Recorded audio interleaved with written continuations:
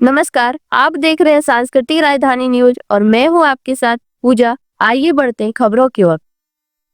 देवघर से बड़ी खबर है, जहां केंद्र सरकार द्वारा मनरेगा को समाप्त किए जाने के विरोध में कांग्रेस ने आंदोलन तेज कर दिया है। 5 जनवरी से पूरे देश में शुरू हुए मनरेगा बचाओ संग्राम अभियान के तहत देवघर जिला कांग्रेस कार्यालय में एक प्रेस वार्ता आयोजित की गई। प्रेस वार्ता के दौरान कांग्रेस नेताओं ने केंद्र सरकार की नीतियों पर जमकर हमला बोला। जिला 20 सूत्री उपाध्यक्ष डॉक्टर मुन्नम संजय ने कहा कि मनरेगा देश की सबसे महत्वपूर्ण सामाजिक सुरक्षा योजनाओं में से एक है, जिसे वर्ष 2005 में तत्कालीन प्रधानमंत्री मनमोहन सिंह की सरकार ने करोड़ों बेरोजगार शारीरिक श्रमिकों के हित में लागू किया था। उन्होंने आरोप लगाया कि वर्तमान केंद्र सरकार मजदूरों, किसानों और युवाओं के अधिकारों को लगातार कमजोर कर रही है, रोजगार के अवसर घटाए जा रहे हैं और अब मनरेगा जैसी योजना को समाप्त कर मजदूरों के हितों पर कुठाराघात किया जा रहा है। उन्होंने कहा कि महात्मा गांधी केवल एक नाम नहीं बल्कि एक विचार हैं, जिन्हें मिटाया नहीं जा सकता। कांग्रेस इस कानून को बचाने के लिए सड़क से सदन तक संघर्ष करेगी। वहीं जिला अध्यक्ष मुकुंद दास ने कहा कि मनरेगा खत्म होने से ग्रामीण भारत की रीढ़ टूट जाएगी। ग्रामीण क्षेत्रों में बेरोजगारी, गरीबी और भुखमरी बढ़ेगी। महिलाओं और मजदूरों को काम की गारंटी देने वाली इस योजना से उनकी आय और जीवन स्तर में सुधार हुआ था।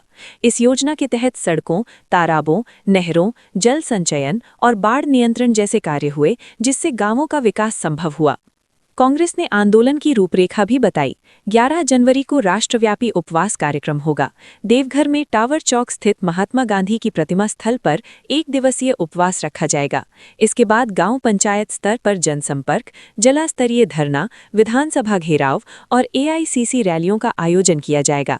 कांग्रेस नेताओं ने साफ कहा कि मजदूरों के अधिकारों की रक्षा के लिए मनरेगा बचाओ संग्राम लगातार जारी रहेगा। कुछ दिन पहले वर्तमान सरकार ने उस योजना को समाप्त कर दिया और उसके जगह एक काल्पनिक योजना लाई गई है, जिसका नाम है विकसित भारत जी राम जी। इसके विरोध में कांग्रेस पार्टी पूरे ग्राम पंचायत से लेके देश स्तर तक विरोध कर रही है और ये संग्राम आरंभ किया गया। ये संग्राम आज से आरंभ हुआ है और ये पूरे देश में 25 फरवरी तक संग्राम विभिन्न चरणों में और विभिन्न प्रदेश स्थानों पर ये कार्यक्रम आयोजित किए गए हैं। आज शुरुआत है, आज प्रेस वार्ता से इसकी शुरुआत की जा रही है। स्पष्ट है कि पहले जो 100 दिन की गारंटी थी योजना, अब गारंटी ख़त्म कर दिया गया। एक काल्पनिक प्रावधान 125 दिन का किया गया है, लेकिन गारंटी ख़त्म कर दी गई है। और दूसरी बात है कि जो भारत सरकार का इसमें केंद्रांश होता था, जो 90% था, अब उसे राज्य सरकार के जिम्मे आर्थिक बोझ दे दिया गया।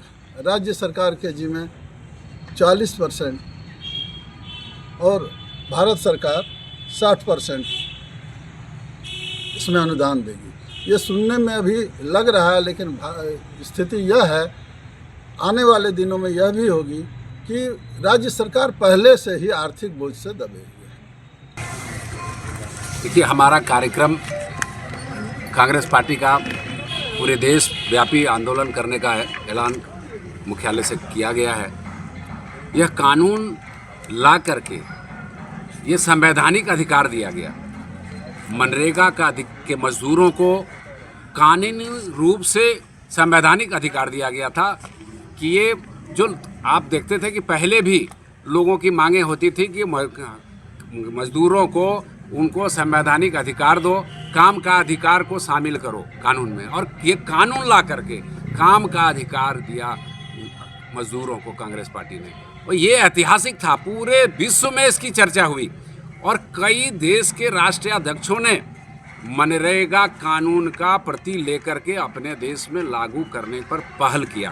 कुछ देशों में इसको लागू भी किया है, कुछ देशों में इसकी प्रक्रिया भी चल रही है। ये एक ऐतिहासिक चीज़ था, उसको ख़त्म करने ये देश में जो प्रधानमंत्री बैठे हैं, भारतीय जनता पार्टी की सरकार है, ये लोकहित में काम नहीं कर रही है, इनका काम है बदले की भावना से काम कर रही है। ये मजदूरों के हित के काम नहीं कर रहे हैं, ये किसानों के हित के काम नहीं कर रहे हैं, ये युवाओं के हित के काम नहीं कर रहे हैं, ये बदले की भावना से काम करते हैं।